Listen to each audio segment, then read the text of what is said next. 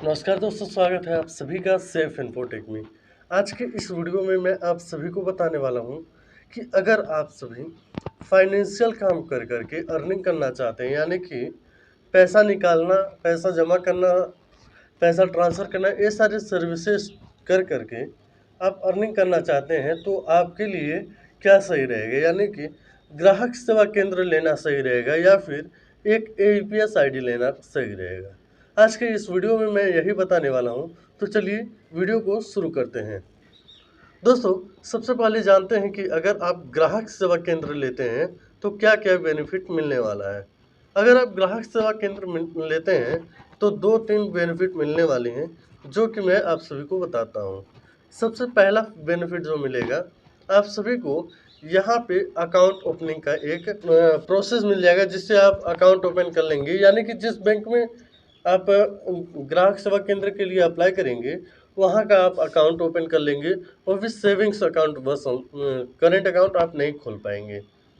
दूसरा क्या कर लेंगे कि आप उसी बैंक के जो है, जैसे कि मान लीजिए स्टेट बैंक ऑफ इंडिया के आप ग्राहक सेवा केंद्र लेते हैं, तो आप स्टेट बैंक ऑफ इंडिया का जो लिमिट रहेगा 10,000 ना हो करके वहाँ का लिमिट रहेगा 20,000। आप डेली वहाँ के कस्टमर का 20,000 रुपये तक का विड्रॉ कर लेंगे।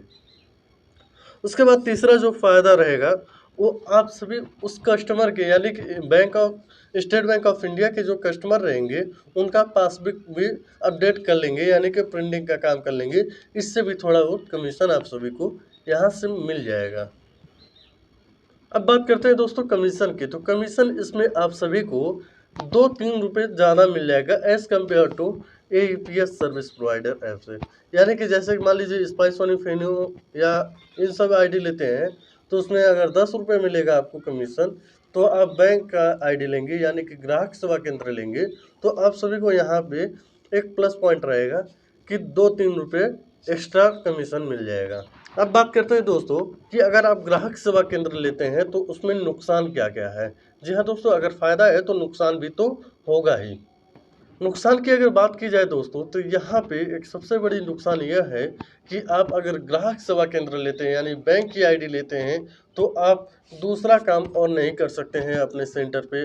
आप चाहें कि सीएससी का काम करना, तो आप बिल्कुल नहीं कर पाएंगे। आपका दूसरा कोई बिजनेस है तो उसी बिजनेस के साथ में नहीं कर पाएंगे, उसको आपको ग्राहक सेवा केंद्र को अलग करना ही पड़ेगा।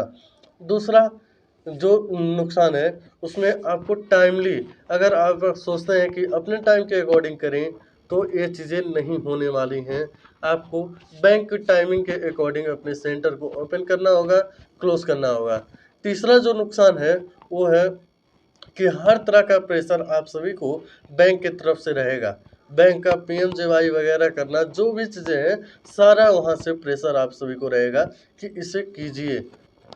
अब बात करते हैं दोस्तों कि अगर आप एक एईपीएस आईडी लेते हैं, यानी कि आधार कार्ड से पेमेंट निकालने वाली आईडी लेते हैं, तो फ़ायदा क्या होगा।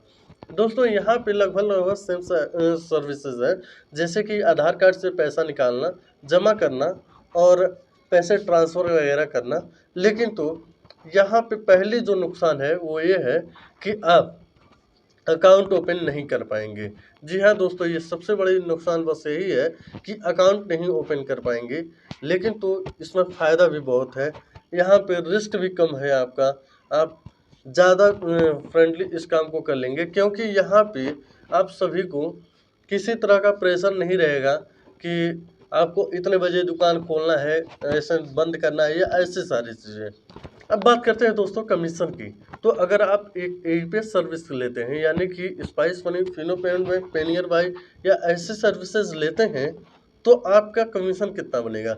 दोस्तों, यहाँ पे कमीशन जो बैंक एईपीएस सर्विस प्रोवाइडिंग की तरफ से मिलता है, वो तो बहुत ही कम है। जान लीजिए कि 10,000 पे लगभग 10 रुपये है।